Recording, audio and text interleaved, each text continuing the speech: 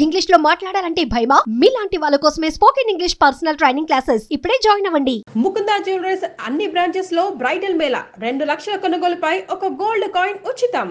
దొంగలకి నగల వర్తకుల్ని పట్టించేసాడు. ఆ దొంగలు ఏమిటి సంగతి ఏంటని కనుక్కున్నారు. వాడి దగ్గర ఉన్నది పావలా ఒకటే కదా. సరే వాళ్ళు ఏమన్నారు, వీడు కట్టాకట్టాగా బాగున్నాడని తమతో రమ్మన్నారు. ఏదైనా పని నేర్చుకోమంటోంది వాళ్ళ నాయనమ్మ. దొంగతనం అయితే మాత్రం పని కాదు, నేర్చుకుందాం. వాళ్ళతో పాటు పోయాడు. వాళ్ళకి 4 రోజులకే తెలిసింది వీడు మందబుద్ధి, ఆకార పుష్టి వీడు, అంతకంటే ఏం ఉండదని బండ పనులన్నీ చేయించేవాళ్ళు. అది ఎత్తి ఇక్కడ పెట్టి ఇది పట్టరాజే ఆ పనులు చేయించుకునేవాళ్ళు. ఈ పనులు చేయించిన తర్వాత ఒకనాడు ఏమనుకున్నారు, వీడు మనతో పాటు తీసుకెళ్దాము, బరువైన వస్తువు మోసుకొచ్చేస్తాడు అవలేలుగా వీడు అని చెప్పేసి ఒక కామందు గారింట్లోకి వెళ్ళారు. గోడ కంత కొట్టారు. తాము బయట నుంచున్నారు. వీడు నేను లోపలికి వెళ్ళు, లోపల బరువైన వస్తువులు ఏమైనా ఉంటే అవి పట్టుకొచ్చి అందించేసేయమన్నారు. సరే వీడు గోడ కంతలోంచి లోపలికి వెళ్ళాడు. అటు ఇటు చూశాడు. బరువైన వస్తువులు అంటే వీళ్ళ ఉద్దేశం ఏంటి, భోషణాలు, తర్వాత ఏమో ఇనపెట్టెలు బరువు. తమలేరు, తమైతే ఇద్దరు కావాలి, వీడు ఒకడే మోసేస్తాడు, వీడు బండవేదవ కదా పాపం. సరే అని చెప్పి పంపించారు. వీడేం చేశాడు, ఒకటి కావిడ పెట్టె దగ్గర నుంచి ఎత్తి చూశాడు. ఏవి బరువుగా తోచల. వచ్చేస్తుంటే ఒక రుబ్బురోలు కనపడింది, బాగా పెద్దది. రుబ్బురోలు ఎత్తి చూస్తే మంచి బరువుగా ఉంది, బాగుంది. కానీ నేను ఒక్కనే భుజాన్ని పెట్టుకోలేను, ఎత్తగలను. ఎత్తి ఎవరైనా భుజాన్ని మీద పెడితే ఈజీగా మోసుకెళ్ళిపోతా అని అటు ఇటు చూశారు. వంటింట్లో ఓ పక్కగా వంట ఆయన పడుకుని నిద్రపోతున్నాడు. ఆ వంట ఆయన లేపాడు, ఏమండి లేవండి ఒకసారి అని. ఆయన ఉలికిపడి లేచాడు. ఏమిటో పిలుస్తున్నాడు పెద్ద మనిషి అని. లేచి చూసి ఏమిటంటే, రుబ్బురోలు ఎత్తుకెళ్ళాలి, కొంచెం ఎత్తి కాస్త సాయం పడతారా నాకు అన్నాడు. రుబ్బురోలు ఎందుకండి మీకు అని అడిగాడు ఆయన. వీడు ఏదో చిన్నగా సన్నగా నల్లగా అలా ఏం లేడు, భారీగా పెద్ద మనిషిలాగా కనపడారు కదా. రుబ్బురోలు ఎందుకు బాబు నీకు అన్నాడు. అనేసరికి దొంగల కోసం అండి, నా కోసం కాదు, బరువైంది ఎత్తుకురమ్మన్నారు, బరువైంది అయితే నేను ఎత్తుకెళ్తా, ఎవరైనా ఎత్తి పెట్టద్దు, కొంచెం లేచి అది పెట్టండి అన్నాడు. అనగానే ఆయన దొంగలు నరిచి కేకలు పెట్టాడు. ఈయన పట్టేసుకున్నాడు. ఆ వంట ఆయనకి కొంచెం అవతలగా ఒక ఇద్దరు పని వాళ్ళు పడుకుని నిద్రపోతున్నారు. వాళ్ళు ఎగిరి గంతేసి పట్టుకున్నారు. దొంగలు కాస్త పారిపోయారు. వీడిని 100 ప్రశ్నలు వేసినా వీడు ఒట్టి మడ్డి వెదవని తెలిసింది వాళ్ళకి. సమాధానం ఏమి రాదు. వాళ్ళ ఇంట్లోకి వచ్చారు, బరువు అయింది తెమ్మన్నారు, వెతికాను, ఏమి బరువైనా కనపడలేదు, ఇదే బరువుగా ఉంది అని అదే కథ చెప్తున్నాడు ఎంతసేపు. వీడితో పిచ్చి వెదవా అని చెప్పి వీడిని వదిలిపెట్టేశాడు. మళ్ళీ కాళ్ళు ఇడ్చుకుంటూ పోయాడు వాళ్ళ దగ్గరికి. దొంగలు అరిచి తిట్టి కేకలేసి పోట్లాడారు. ఇట్లా చేస్తావా, నువ్వు సరిగ్గా చేయకపోవటం వల్ల చూసావా ఎంత కష్టం వచ్చిందో అన్నారు. 4 కొద్ది రోజులు ఆగారు. ఒక హట్టాకట్టాగా ఒకడుంటే వాడిని వాడకపోవటం ఎట్లా, అదే కదా, వాడాలి వాడిని. సరే ఇంకో జమీందారు గారింటికి దొంగతనానికి బయలుదేరి దివాణంలోకి ప్రవేశించారు. వీడికి ఏం చెప్పారంటే, ఈసారి బరువులు ఎత్తద్దు, ఇసుక ఇస్తాం, ఇసుక పెట్టుకో సంచిలో, ఒక చిన్న చిక్కన్ లాంటిది, దాంట్లో పెట్టి వీడికి దట్టికి దోపారు. వస్తువులన్నిటి మీద ఇసుక చల్లు, దేని మీద జల్లు గల్లుమని శబ్దం వస్తుందో ఇసుక పడ్డప్పుడు గల్లుమని శబ్దం రావాలి. వస్తే అది వెండి బంగారాలు డబ్బులు ఉండే పెట్టె అనమాట. ఓకే, చల్లుకుంటూ వెళ్ళమన్నారు. సరే వీడేం చేశాడు, పైకి వెళ్ళు, నువ్వు కింద ఏమి ఉండవు, మేడ మీదే ఉంటాయి, ఏమైనా బంగారాలు అవి ఉంటాయని చెప్పారు. వీడు పైకి వెళ్ళాడు. పైకి వెళ్తే హాల్ నిండా చాలా మంది నిద్రపోతుంటే కొంతమంది నిద్రలు నోరు తెరిచేస్తారు. ఈయన ఏమనుకున్నాడు, ఇసుక చల్లితే వీళ్ళందరి నోట్లోనూ పడుతుంది పాపం, అందుకని ఓహో నేను ఇసుక చల్లిపోతాను, అందరు నోరు తీసుకుని పడుకోండి.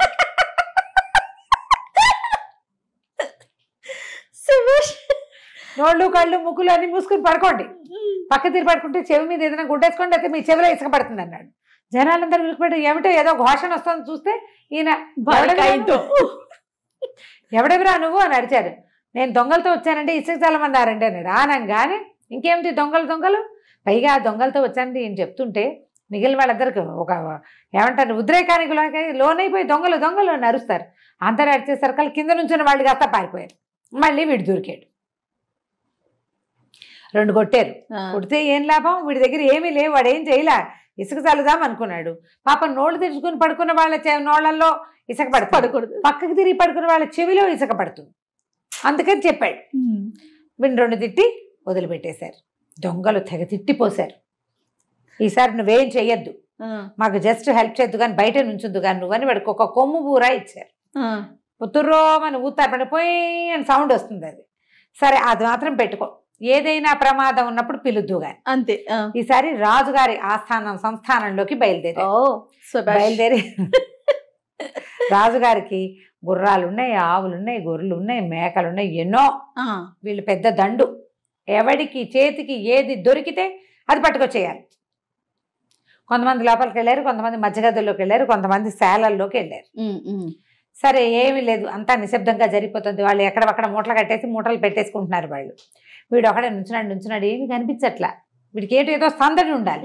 అందుకని తాను కూడా సంస్థానంలోకి ప్రవేశించాడు. లోపలికి వెళ్ళేసరికల్లా ఒక పశువుల శాల కనపడింది. శాల వైపుకి వెళ్ళాడు. ఆ రోజులు ఏంటంటే కాగడాలు వెలిగించి పెట్టేవాళ్ళు. అక్కడక్కడ కాగడాలు మండుతున్నాయి. పశువుల శాలలో కూడా కాగడాలు ఉంటాయి. వెళ్ళేసరికి అక్కడ ఒకడు ఏం చేస్తున్నాడు, ఒక మంచి దీన్ని దిట్టమైన గేదె ఒకటి ఉంది, బారాటి కొమ్ములు దానివి. సరే, దాన్ని లొంగ తీసుకెళ్దామని ట్రై చేస్తున్నాడు. అంత మాత్రం గేదె ఉంటే బోళ్ళు పాలు. అదేమో వింటలేదు, వాడికి మాట వింటల్లా, పొడిచేందుకు సిద్ధమవుతుంది. సరే, అక్కడి నుంచి నడిచి వచ్చాడు మన భీమన్న గారు. నడిచి వస్తుంటే వీడేమనుకున్నాడు, ఈ దొంగ కిచాటు వెలుగు, ఎంత వెలుగు ఉంటుంది, కాగడాల వెలుగు, పైగా పెద్ద పెద్ద శాలలో దాని నిండా గేదెలు అవి ఉంటే చీకటిగా ఉండి కనపడదు. ఏదో మనిషి వస్తున్నాడు మనవాడే అనుకుని, వచ్చావా తమ్ముడు, కొంచెం కొమ్ము పట్టు అన్నాడు. ఆయన ఉద్దేశం ఏంటి, గేదె కొమ్ము దగ్గర కనుక పట్టుకుంటే నేను ఈజీగా దాన్ని తోలుకొస్తాను అని అతని ఉద్దేశం. కొమ్ము పట్టు అనగానే వీడికి ఏమి ఇచ్చారు, కొమ్ము ఇచ్చారుగా, పోయమని ఊదాడు. ఊదేసరికల్లా ఆ శబ్దానికి వాళ్ళు పరిగెత్తుకొచ్చారు. బిలబిల్లాడుతూ రాజ సైనికులు పరిగెత్తుకొచ్చేశారు. రాజాస్థానాల్లో కొమ్ము బూరా ఊదితే ప్రమాద సూచిక. నిద్రపోయేవాడికి కూడా అలవాటు చేస్తారు. ఈ శాలల్లో ఉన్న వాళ్ళంతా ఎగిరి కూర్చున్నారు. ఎక్కడెక్కడి వాళ్ళు వచ్చేసేసి ఎక్కడున్న దొంగలను అక్కడే పెట్టేశారు. 40 మంది దొంగలు పట్టేసుకున్నారు. ఎవరు మన నిద్ర లేపిన వాడు, బూరా బూదిన వాడు, అంటే వీడు బంగారు కొండ. ఓ పోనీలే అనుకుని రాజుగారు చాలా మెచ్చుకున్నారు. ఎప్పటి నుంచో వీళ్ళని పట్టుకోవాలని ఇదైపోతున్నాము, చాలా సంపద దోచుకుపోయారు చుట్టుపక్కల ఊళ్ళల్లో, ఇవాళ నువ్వు ఒకడికి దొరికావు కాబట్టి వీళ్ళు మాకు దొరికారు అని చెప్పి చాలా మెచ్చుకున్నారు. 4 రోజులు ఉంచుకుని పోషించారు. 500 రూపాయలు బహుమానంగా ఇచ్చారు. ఓహో, 500 పుచ్చుకున్నాడు. పుచ్చుకుని ఇంకేముంది, ఇక పెళ్లికి అడ్డం లేదు, సంపాదన వచ్చేసింది. మా మామకు చూపిద్దామని బయలుదేరాడు. ఆ ఉండి రొంట్లో నుంచి డబ్బులు తీసి చూస్తుంటే ఒక ఉత్సాహం వస్తుంది అనమాట. ఆ వెళ్ళే దారిలో ఏవో రకరకాల ఊళ్ళు అవి ఇవి ఉన్నాయి. ఏవో ఊర్లు అడవులు దాటుతున్నాడు. ఒక చోట ఒక వంతెన ఉంది, చెక్క వంతెన. చెక్కలు అవి ఉన్నప్పుడు వంతెనల మీద ఎగురుళ్ళు అవి చేయకూడదు, నిదానంగా నడిచి వెళ్ళాలి. వీడు ఈ ఉత్సాహంలో, ఈ భారీకాయుడు కదూ, ఎగిరి దూక్కుంటూ 2 ఎగురులు ఎగిరేసరికల్లా ఆ వంతెన కాస్త పడక్కమని విరిగి వీడు ఆ వంతెన మీద నుంచి కిందకి వేళ్లాడడం మొదలుపెట్టాడు. పడిపోయింది అది. కింద మహా ఉధృతంగా పారుతున్న ఏరొకటి ఉంది. ఈయనేమో వేలాడుతున్నాడు. ఇప్పుడు ఏం చెయ్యాలి, ఎవరన్నా హెల్ప్ చేయాలి, ఎవరో ఒకళ్ళు ఏం చెయ్యాలి. ఎవరు, ఆ దారిలో ఒక సాతాని జియర్ ఒక ఆయన వెళ్తున్నాడు. సాతాని జియర్ అంటే పాటలు పాడేవాళ్ళు. ఓహో, ఈ మన హరిదాసులు లాంటి వాళ్ళే కొంచెం పాటలు పాడేందుకు సాతానులు అంటారు వాళ్ళని. సంగీతం బాగుంటుంది. ఆయన చిరతలు వాయించుకుంటూ పాటలు పాడుకుంటూ వస్తున్నాడు. చూసేసరికి అయ్యో అయ్యో అయ్యో ఎంత కష్టం వచ్చింది, ఆయన అర్భకుడు ఇలా వేళ్లాడిపోతున్నాడు. కుర్రాడు, వయసు భారీకాయుడు, కానీ వీడి వయసు చిన్నదే కదా. బాబాయ్ అట్టే పట్టుకో ఉండు, నేను నీకు సహాయం చేస్తాను అని చెప్పేసరికల్లా సరేనన్నాడు. సరేనని ఆ పట్టుకుని వేళ్లాడుతున్నవాడు అలాగే ఉన్నాడు. ఈయన ఏం చేశాడు, మెల్లిగా అటు ఇటు చూసి ఈ వాగులో పక్కన ఒక చిన్న అంత రాయి లాంటిది ఉంది. ఆ రాయి మీద నిలబడి వాడి కాళ్ళు తను పట్టుకుంటే గనక అలాగా కొంచెం దింపచ్చు అని ప్రయత్నం చేద్దాం, ఏదో ఒక సహాయం, లేకపోతే ఏట్లో కొట్టుకుపోతాడు పిల్లాడు పాపం. ఓకే, అక్కడి నుంచి ఆయన ఏమన్నాడు, అరే అబ్బాయి కాళ్ళు బాగా చాచు, నేను నిన్ను పట్టుకుంటాను అని చెప్పి దాని మీద ఆ గట్టు మీద రాయి మీద కొస మీదకి ఎక్కి కాళ్ళు పట్టుకున్నాడు. పట్టుకునేసరికల్లా వీడికి ఏమైంది, కాళ్ళు పట్టుకునేసరికల్లా కితకితలు వచ్చి కాళ్ళ దగ్గరికి లాక్కున్నాడు. ఈయన ఈ రాయి మీద నుంచి ఇక్కడి నుంచి ఇట్లా క్రాస్గా పట్టుకున్నవాడు, వాడు కాళ్ళు లాక్కునేసరికల్లా రాయి మీద నుంచి బయటకు వచ్చేసాడు. ఈయన వాడు కాళ్ళు పట్టుకున్నాడు.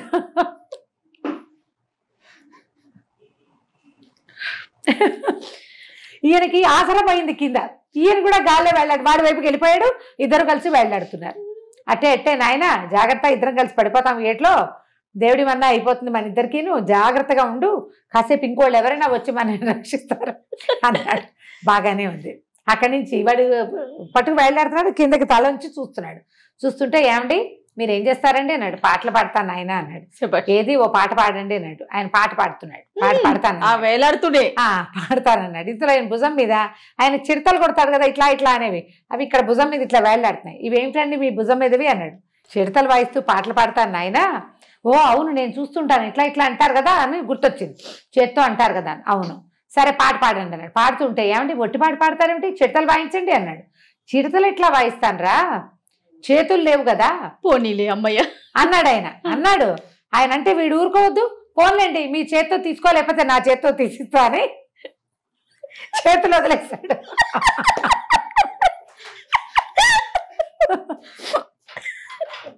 చేతులు వదిలేస్తే ఏముంది, ఇద్దరు కలిసి వెళ్ళి డా అమ్మని ఎట్లా పడ్డారు. జిఆర్ గారు కింద పడి ఆయన మీద ఈయన పడ్డాడు. వీడి బరువుకి కింద రాళ్ళు అన్న ఏట్లో ఉన్న రాళ్ళకి ఆయనకి చచ్చేలా దెబ్బలు తగిలినాయి. మనవాడికి గుండు భీమన్నకి ఏమీ అవ్వలేదు. అక్కడి నుంచి లేచారు. లేచి కొంచెం ఈదుకొచ్చారు. అది ప్రవాహం ఉంది కానీ వీళ్ళు కొట్టుకుపోయేంత లేదు.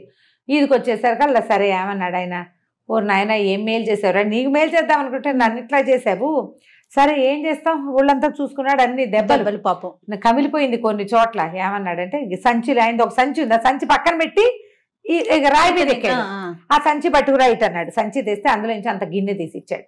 ఒక అణా చేతులు పెట్టి, బాబు కాసేపు ఇక్కడే కూర్చుంటాను, నువ్వు పోయి ఊళ్ళోకి వెళ్ళి కాస్త ఈ అణా ఇచ్చి మరి కాస్త నూనె తీసుకురా, ఈ నొప్పులకు రాసుకుంటాను నాయన, లేకపోతే రేపటి నుంచి పాటలు పాడుతూ తిరగలేనురా నాయను అన్నాడు. అలాగే సరే అణా పుచ్చుకుని షాప్ దగ్గరికి వెళ్ళాడు. ఒక ఊళ్ళోకి నడిచి వెళ్ళాడు. వెళ్ళాలి బాగా 4 బార్లు వెళ్తే గానీ రాదు. దగ్గర ఉండుంటే వాళ్ళు ఎవరైనా చూసేవాళ్ళు వీళ్ళ గోలని, ఎవరు చూడలేదు. వాళ్ళు కొంచెం బాగా 4 బార్లు నడిచి వెళ్తే నూనె దుకాణం కనపడింది. ఆ దుకాణంలోకి వెళ్ళాడు. ఏమంటే అణాకి నూనె పోయండి ఈ గిన్నెలో అని, చిన్న మట్టు గిన్నె అది. సరే పోసాడు. వాడు అణాకి ఇంత సీసా ఇంత డబ్బాడు వస్తుంది అనమాట. డబ్బా ఎత్తి పోసాడు. డబ్బాలో దాంట్లో కొంచెం మిగిలింది. ఆయన అన్నాడు ఇంకొంచెం నూనె ఉంది, ఇంకోటి ఏదైనా పట్టు అన్నాడు. ఇంకోటి ఏదైనా పట్టు అంటే వీడి దగ్గర ఏముంది, 2వ గిన్నె. అప్పుడు తెలిసింది గిన్నెకి అడుగున మట్టు ఉంది కదా, అది ఖాళీగా ఉంది. ఈ గిన్నెని ఠకీమని తిరిగేసి ఇందులో పోయింది అన్నాడు. మొత్తం గిన్నెడు అణా నూనె పడిపోయింది. ఈ మట్టులో ఆయన ఆశ్చర్య, ఓరి నీ కడు పుడక ఏం తెలివిరా నీ తెలివి అని ఆ మట్టి ఇంత ఉంది కదా మట్టులో పోసాడు. అడుగు నూనె ఉంది అనుకుంటాడు పిచ్చి వెదవా. అడుగు గిన్నెలో నూనె ఉంది, ఇది మట్టు గిన్నె, మట్టులో పోయించుకున్నాను అనుకున్నాడు. సరే ఇక్కడి నుంచి వెళ్ళి పరిగెత్తుకుంటూ మళ్ళీ నడుచుకుంటూ ఆ సాతాన్ జిఆర్ గారి దగ్గరికి తీసుకుపోయాడు. ఆయన అన్నాడు ఏమిట్రా అణాకి ఇంత నూనె వచ్చింది అన్నాడు. లేదంటే ఇంకా వచ్చిందని తిరిగేసి కింద చూపించాడు. అక్కడి నుంచి ఆయన ఆ ఉన్న నలకంతా, అడుగునున్న కొంత నలకంతా ఇంకేం మిగులుతుంది, ఆ నూనె తడే కాస్త రాసుకుని, బాబు నీకో దండ నాయనా, నమస్కారం, సహాయం చేయటము కష్టమే, పని చేయటము కష్టమే, నీతో లాభం లేదు, నా దారి నేను పోతాలే, నీ దారి నువ్వు పోనైనా అని చెప్పి పంపించాడు. సరే ఈయన దగ్గర 500 ఉన్నాయి. అవేం అవలా. ఓకే. అవి పుచ్చుకుని మెల్లిగా వాళ్ళ ఊరు వైపుకి నడవటం మొదలెట్టాడు. ఒక అడవిలో ఒక గుర్రం కనపడింది అతనికి. చక్కగా ఉంది, కట్టేసింది, ఎంత బాగుందో, భలే ఉంది. వీడికి గుర్రం సరదా, మనసు పడ్డాడు కదా, ఇది వరకు మనసు పడ్డాడు కదా. గుర్రం ఖరీదు 500, అది అతనికి తెలుసు. అక్కడి నుంచి ఎవరో ఆ గుర్రం కేసే చూస్తున్నాడు. అటు తిరిగి దాన్ని ఉన్నగా ఇలా అంటే అది తోక దాడిస్తుంది. అటు ఇటు చూస్తుంటే వెనకాల నుంచి ఒక మనిషి వచ్చాడు. ఎవరు ఏమిటి అని అడిగాడు. అడిగేసరికల్ ఈ గుర్రం ఎవరిది అని అడిగాడు. నాదేనన్నాడు వాడు. అనేసరికల్ అమ్ముతావా అని అడిగాడు. అమ్ముతాను, 500 ఇస్తా అని చెప్పేశాడు. నిజానికి వాడు 500 కాదు 50 రూపాయలకైనా ఇచ్చేస్తాడు దాన్ని. ఓహో. వాడు మాట్లాడే లోపల 2 నుంచి 500 తీసి చేతిలో పెట్టాడు. వాడు అడిగాడు నీకు గుర్రం ఎక్కడా వచ్చాడు. రాదు, నేర్చుకుంటా. ఏముంది పెద్ద వస్తూ ఎక్కితే అదే వస్తుంది, మెల్లిగా నేర్చుకుంటా అని చెప్పాడు. అని చెప్పి ఏం చేశాడు, అతనికి ఆ సాయం పట్టు నేను గుర్రం ఎక్కుతానని ఆ గుర్రం మీద ఎక్కాడు. ఎక్కేసరికి అది ఒకే దౌడు. దాన్ని ఏమనాలో తెలియదు ఇతనికి. ఎక్కిన తర్వాత అతనికి ఏం తెలుసు, ఎక్కి కూర్చోవటం ఒకటే తెలుసు. దాన్ని చెక్ అనాలో చెయ్యి అనాలో ఏమీ తెలియదు. చిక్కులేదు చెక్కలేదు, పరుగు దౌడు తీసేసింది. నిజానికి అది ఏమిటి, ఆ ప్రాంతపు జమీందారు గారి గుర్రం. ఆ జమీందారు గారికి మహాలక్ష్మి అని ఒక కూతురు ఉంది. ఆ పిల్ల చిన్నతనంలోనే ఈ గుర్రం వచ్చింది. అది మహాపొగరుపోతూ ఎవరిని ఎక్కనిచ్చేది కాదు. ఈ పిల్ల అమ్మ దాంతో ఫ్రెండ్షిప్ చేసి ఆ గుర్రపు స్వారీ చేసేది. మహాలక్ష్మి తాలూకు గుర్రం. ఇప్పుడు ఆ జమీందారు గారు ఏమనుకున్నాడు, ఇంత పొగరుపోతు గుర్రం, గొప్ప గొప్ప రౌతులు కూడా దీని మీద ఎక్కలేదు, నా పిల్ల బంగారు తల్లి ఎక్కింది, అంచేత ఎవడైతే ఈ గుర్రపు స్వారీ చేస్తాడో వాడికి నా పిల్లని ఇస్తానని చాటింపేశాడు గొప్పకి. ఆ ఊళ్ళో చాలామంది ట్రై చేశారు, ప్రతివాడు పళ్ళు రాలగొట్టుకున్నారు. ఇంతలో ఈ పళ్ళు రాలగొట్టుకున్నటువంటి ఆ ప్రాంతపు కాస్త డబ్బులున్న వాళ్ళ కుమారుల్లో ఒకడు ఏం చేశాడు, ఆ గుర్రాన్ని దొంగిలించి వీళ్ళకి రోగం కుదర్చాలని అడవిలో కట్టేయించాడు. ఓహో, గుర్రం పోయింది, వాళ్ళ ఇంట్లో లేదు, జమీందారు గారింట్లో. ఈ కట్టేయించిన వాడు తన దగ్గర ఉన్న పని వాళ్ళలో ఒకడిని ఈ గుర్రాన్ని చూసుకోరా అని ఇక్కడ పెట్టాడు. వీడు 50 తీసుకుని ఎవరో ఒకరి దగ్గర గుర్రం పోయిందండి అని చెప్పేయగలడు. 500 ఇచ్చాడు వీడు, పిచ్చివాడు. వీడు 500 అంతే ఫిక్స్ అయ్యాడు. వాడు మాట్లాడే అవకాశం కూడా ఇవ్వలే. ఆ గుర్రమేమో పరుగులు తీసేసి యథావిధిగా తన రోజు ఎక్కడికి వెళ్తున్నా అక్కడ వెళ్ళిపోయింది దివాణంలోకి. అందరూ జనాలంతా కేకలు పెట్టారు, అమ్మో అమ్మో గుర్రం వచ్చేసింది 2 రోజులు అయింది అది మిస్ అయ్యి వెతుక్కుంటున్నారు. బాధ కదూ. సరే ఈ లోపల జమీందారు గారు అమ్మాయి జమీందారు గారు కూడా పరిగెత్తుకొచ్చారు. ఆ గుర్రం మీద బెక్క చచ్చిపోయి కూర్చున్న గుండు భీమన్నని దింపారు. మనిషి చూస్తే పటాటోపంగా బాగున్నాడుగా. అక్కడి నుంచి ఎవరినైనా శభాష్ చాలా బాగా మా గుర్రాన్ని మాకు ఇచ్చేసావు అంటే వీడికి తెలివిగా లౌక్యం లేదు కదా. అవునన్లా కాదండి, ఈ గుర్రం నాది, నేను కొనుక్కున్న 500 ఇచ్చానండి. కొనుక్కోవటం ఏమిటి, ఎవరి దగ్గర కొన్నావాడు? అడవిలో ఒకడు కనపడ్డాడు, ఆ గుర్రం తందన్నాడు, 500 పెట్టి కొన్నాను, ఈ గుర్రం నాదండి అన్నాడు. అనేసరికి అందరూ ఆశ్చర్యపోయారు. సరే అప్పుడు ఆలోచించుకున్నారు, ఆ కుర్రాడు ఎవరు, నీకు కనిపించిన వాడు ఎవడని. వాడికి పాను తీసి సరే మొత్తానికి గుర్రం ఇక ఇతను జరిగిందంతా చెప్పాడు. దొంగల్ని ఎలా పట్టించాడు, వాళ్ళు 500 ఇచ్చింది, 500 పెట్టి నేను ఈ గుర్రాన్ని కొనుక్కొని నాకు చిన్నప్పటి నుంచి గుర్రం కావాలని ఉంది. సరే ఇప్పుడు ఎవరైతే స్వారీ చేస్తారో వాళ్ళకి పిల్లనివ్వాలి, అది అక్కడ ఒప్పందం. దొరికాడు అల్లుడు, ఇంకేముంది అన్నారు అందరూ. వీడు చూస్తే భారీగా బాగానే ఉన్నాడు. సరే అక్కడి నుంచి జమీందారు గారు అనుకున్నారు, ఎవడో ఒకడికి దారిపోయేవాడికి ఎలా ఇస్తాము, వీళ్ళు మన సమాన పాయాకి ఉన్నారో లేదో, బాబు మీకు ఆస్తి స్వాస్తి అన్నీ ఉన్నాయా అని కనుక్కున్నాడు.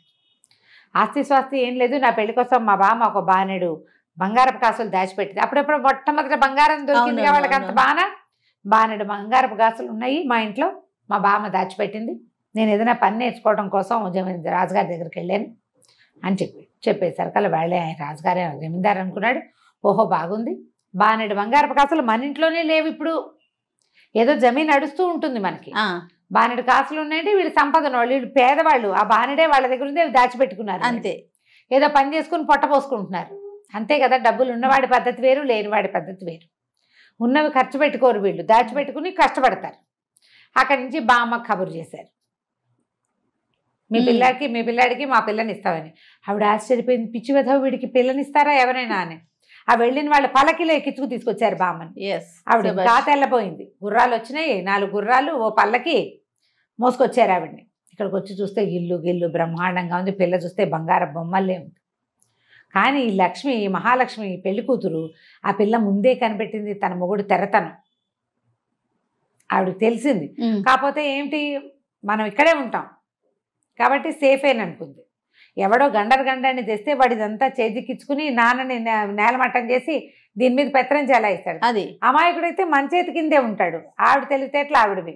అక్కడి నుంచి మా అమ్మగారి పెళ్ళి ఏమగానే అవ్వ ఏం చెప్పిందంటే, అమ్మ నీకు మొగుడు ఒట్టి అమాయకుడు వెర్రిబెదవా, వాడిని కాపాడుకొచ్చాను ఇన్నాళ్ళు, నువ్వు ఎట్లా కాపాడతావో అంటే, అమ్మాయి ఏమంది, పర్వాలేదండి నాకు తెలుసు, నాకు మొదటే తెలిసింది, అయినా ఇప్పుడు నేను మీ ఇంటికి వచ్చేది లేదు, తను మా ఇంట్లోనే ఉంటాడు, ఇక్కడే ఉంటాడు కదా, నేను చూసుకుంటానులేండి, పర్వాలేదని చెప్పింది. ఆ బామ్మ పెళ్లి వ్యవహారం అన్నీ అయిపోగానే వెళ్ళిపోయి పెళ్ళి అయిపోయింది. పెళ్లి చేసేసారు వారు. ఆయన చెప్పాడు కదా, ఎవరు స్వారీ చేస్తే వాళ్ళకి పిల్లని ఇస్తానన్నాడు, ఇచ్చేయాలి. ఈవిడేమనుకుంది, పెళ్లి బెంగ తీరిపోయింది, పెద్దింట్లో పడ్డాడు, ఆస్తి స్వాస్తి అన్నీ బాగున్నాయి. రేపొద్దున జమీందారు గారి తర్వాత జమీకి వారసుడు ఎవరు, అల్లుడే కదా. కాస్త ఇక్కడ వ్యవహారంలో ఉండి వాడే నేర్చుకుంటాడు, పెళ్ళాం ఒకటి గట్టిది పిల్ల అనుకొని ఆవిడ వెళ్ళిపోతే సరే రోజు భార్య భర్త కులాసాగా చక్కా భార్యతో కాపురం చేసుకుంటున్నాడు, హాయిగా ఉన్నాడు. ఒక రోజు ఏమైందంటే, ఓ రోజు ఏదో మంచి వంటలు బ్రహ్మాండంగా కుదిరినాయి. ఆ అమ్మాయి మరి కాస్త తిన్నది. ఆ పూట మధ్యాహ్నం నిద్ర వచ్చి పడుకున్నప్పుడు ఏదో మెడ పక్కకి పడిపోయింది అనమాట. నిద్రలో, ఒళ్ళు తెలియని నిద్రలో చిన్నగా వస్తుంది మధ్యాహ్నం పూట నిద్రలో గురకొస్తుంది. ఇతను విన్నాడు వీడు, ఈ భీమన్న, అమ్మో చక్కగా ఉంటుంది, దీనికి గురకొస్తుంది ఏంటి, ఏదో చేరింది దయ్యం దీని లోపల. దయ్యాలు పడితే కదా, దయ్యాలు కదా గురకలు పెడతాయి, మనుషులు ఎందుకు పెడతారు గురకలు అని అనుకుని అక్కడి నుంచి ఎక్కడికో బయలుదేరాడు. బయలుదేరేసరికి ఎక్కడికో వెళ్తున్నావు, ఎక్కడికి వెళ్తున్నావు ఏమిటి అని అడిగింది. నేను ఒక పని మీద వెళ్తున్నాను, భూత వైద్యుడిని కలవడానికి వెళ్తున్నాను అని చెప్పాడు. ఎందుకు భూత వైద్యుడిని నువ్వు అంటే, నేను భూత వైద్యుడికి ఒక విషయం చెప్పాలన్నాడు. పద నేను కూడా వస్తానని. నువ్వు రావద్దు, మరి నేను భూత వైద్యుడికి చెప్పే విషయం నువ్వు వినకూడదు అన్నాడు. అనేసరికల్లా ఈవిడేమంది, దాందేముంది, నేను వినద్దంటే విన్ను, భూత వైద్యుడిని కలవడానికి నువ్వు వాడింటికి వెళ్తావేంటి, నువ్వు జమీందారివి, ఇప్పుడు పనివాడిని పిలిచి భూత వైద్యుడిని రప్పిద్దాము అని చెప్పేసరికల్లా సరే భూత వైద్యుడిని కేకేయించాను.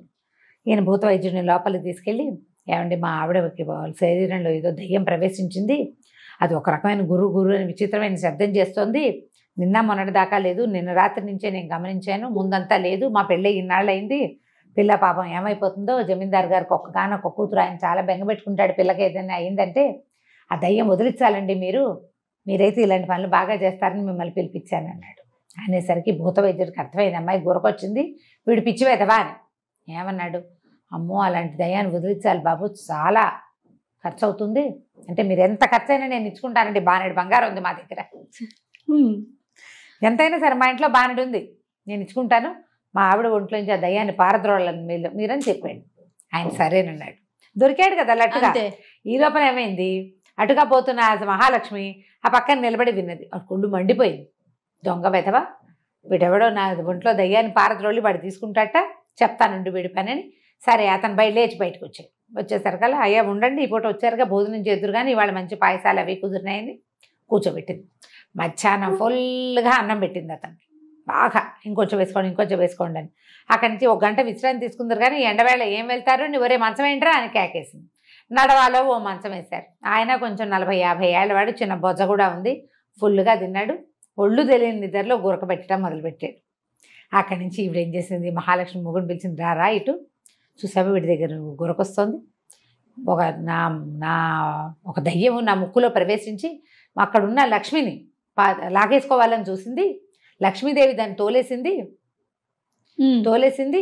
అది ఇప్పుడు వీడి ముక్కులోకి ప్రవేశించింది, ఆ దయ్యం వీడే పంపకం చేసి ఉంటాడు మన ఇంట్లోకి అనగానే లేవదీసేసాడు వెంటనే.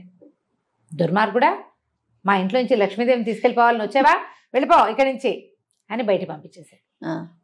ఇక మళ్ళీ లేదు. ఇతను ఏంటంటే అతని బుర్రలోకి ఏది వస్తే అది చేసేయాలనుకుంటాడు. దాని ముందు వెనక ఆలోచించాడు. కొంత లోక జ్ఞానం ఉంది, భూత వైద్యాలు దయ్యాలు అవన్నీ తెలుసు, కాకపోతే ఒక లౌక్యం ఉంటుంది కదా, ఇక అది లేదనమాట. ఆ తర్వాత ఇతను ఎన్ని రకాల పనులు చేశాడో ఇలాంటివి.